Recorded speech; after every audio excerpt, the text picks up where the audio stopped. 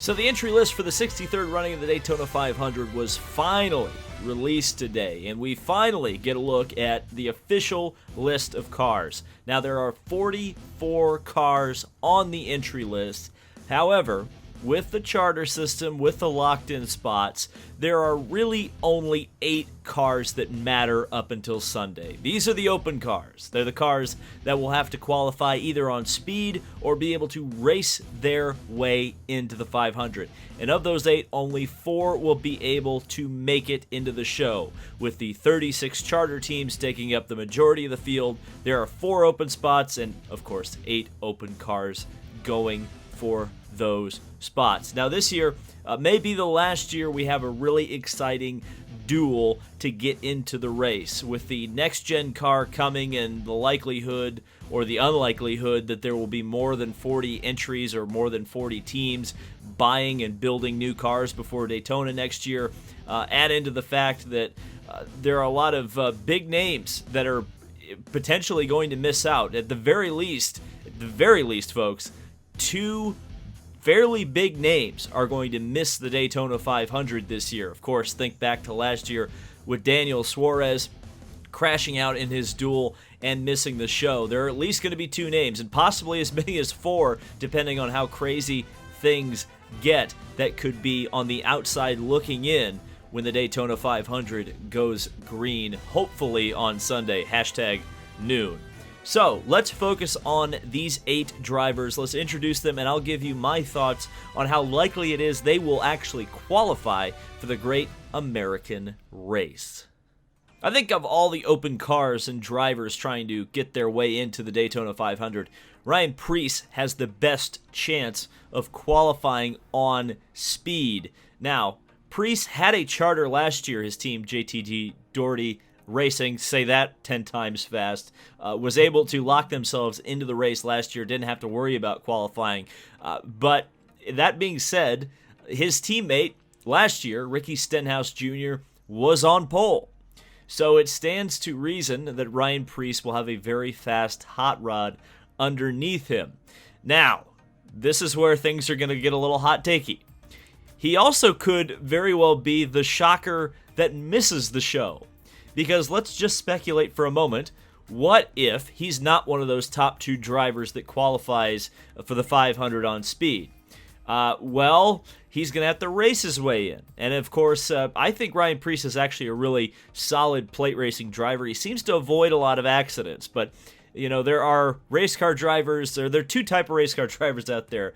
Those that have crashed and those that will crash. And if it comes down to a point, it makes me so nervous for all these drivers if it comes down to the duels, because you just don't know if one of the locked-in guys is going to start a crash or you're going to get wrecked by one of the other guys that are going to be trying to race their way in.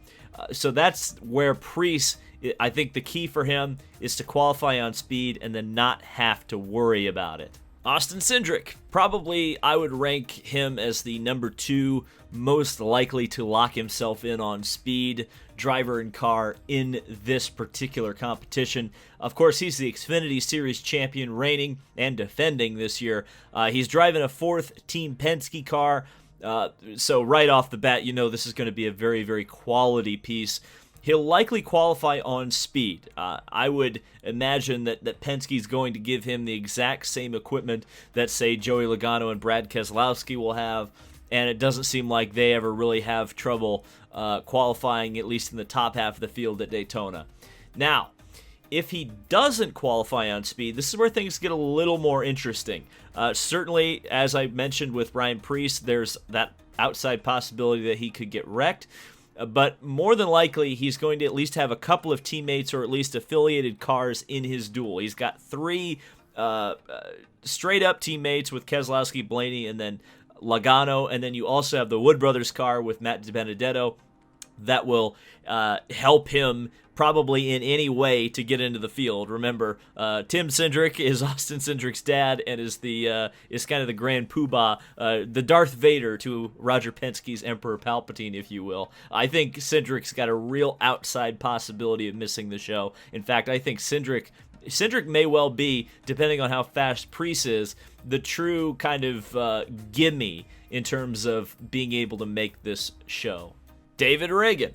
He's an accomplished plate racer. He's won at Daytona before, the 2011 Coke 400. He's most likely, in my opinion, one of the drivers out of all of them that would be the guy I would pick to race his way into the show. Do I think he's going to qualify on speed? Not with the strength of the field this year with the open cars. I just kind of feel like front row is gonna be close. They're gonna be fast enough to keep up in the pack. I think that's an obvious one. But I don't think they're going to have the speed to be that kind of top 2, top 3 on speed. But here's the thing. They're going to be fast enough to keep up in the pack, and I think Reagan's going to have that experience that a lot of these other drivers don't have to miss that wreck or to not get wrecked in the duel. So I would lean towards David Reagan as also being a likely to make the field.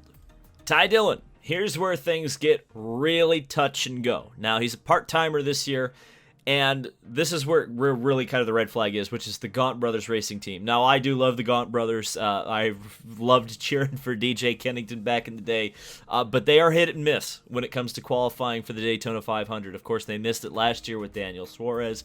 It's not a car that's guaranteed to qualify on speed, nor is it a car that is, guaranteed to be able to race its way into the field. Of course, they missed the show last year, like I said. Now, that was an accident that took them out, but makes me nervous. Now, Toyota does have an interest in this team. They have an interest in Ty Dillon, and, of course, this team helped Toyota, or is one of the only other kind of non-Gibbs Toyotas out there. So you got to imagine that at least Gibbs would help them out in the draft if it comes down to that. And the fact that they have a Dillon in the car, you have to kind of imagine that any cars associated with RCR, Richard Childress Racing, would probably be liable to help Ty Dillon out as well. Certainly, if Austin is in his duel, especially if Austin's on the front row and already locked in to his position, I would expect that they would give a copious amount of help to Ty Dillon to try to get him in the field. But Ty Dillon is one of those guys that I think is really on the bubble in terms of whether he gets in or is out. Noah Gragson. Oh, I do love me some Noah Gragson. He is aggressive, and that could either help you or hurt you in terms of plate racing, especially because the Beard Oil car is always fairly quick, to be honest with you. This is a car that I think a lot of people have pegged as a possible dark horse to win if it gets in. Now, I don't think it's going to have the speed to get in to the field on speed alone. He's going to have to race it. And it wouldn't certainly surprise me if he makes it. In fact, I do think he will make it, but the way Gragson races, I think he's got an equal chance of making it as he does ending up wadded up on the back straightaway. It's going to be, I'll tell you what, Noah Gragson is definitely going to be a driver to watch in the duels. There's no doubt about it, one way or another. Kaz Grala. Now, I think a lot of people are sleeping on him and Colleague Racing, but he's a good plate racer. He's won in the Truck Series before. And Colling is a great, if you haven't watched an Xfinity Series plate race in the last few years, they are a great team in that. They have a really solid feeling. It seems like they're always running up front, and more often than not, they're winning races. Now, do I think they're going to qualify in speed? I think they're an outside possibility. Again, it's just there's too many strong cars here that these kind of almost getting there isn't going to be good enough. I think they'll have to race in, but I do think Grala definitely has a good shot of racing his way in if it comes down to that. Okay, now we get into the real long shots here. Garrett Smithley, one of 2 cars entered by Carl Long's MBM Motorsports team. He's driving a year-old Ford, which probably isn't as big of a handicap as we may kind of look at on paper. He's a rookie at Daytona in the Cup Series. He's never even attempted to qualify for the Daytona 500 or the 400. He's never qualified for a restrictor plate race, period, in the Cup Series. That means he's never attempted at Talladega either. I don't think he will be qualifying on speed. I think that is throw that completely out of the window. And racing in for Smithley will be totally dependent on others' misfortune. I hate to be that bold, but it's not going to be Smithley's driving heroics that gets him in. It's going to be other guys wrecking or blowing up or something crazy happening to get him into the field. Timmy Hill. Now, at least on paper, and I stress on paper, he is the biggest long shot to make this year's Daytona 500. He's a second MVM car, and he has the oldest car in the field by a long way. Even some of the locked-in Rick Ware cars aren't as old as Timmy Hill's 2018 Ford. Now, it's very important to note here that he has done this before. This is not his first rodeo. He's qualified for the Daytona 500 and raced his way in last year. So he's done this before. It's possible that Timmy could pull this off, but it would be a major upset. He's probably going to be much more likely to have the same strategy as his teammate Smithley. It's going to require chaos with the faster cars for Timmy to get in. But I think of the two MBM cars, I think if I was picking drivers, Timmy would probably be my choice to get in over Smithley any day of the week. But, of course, you never know.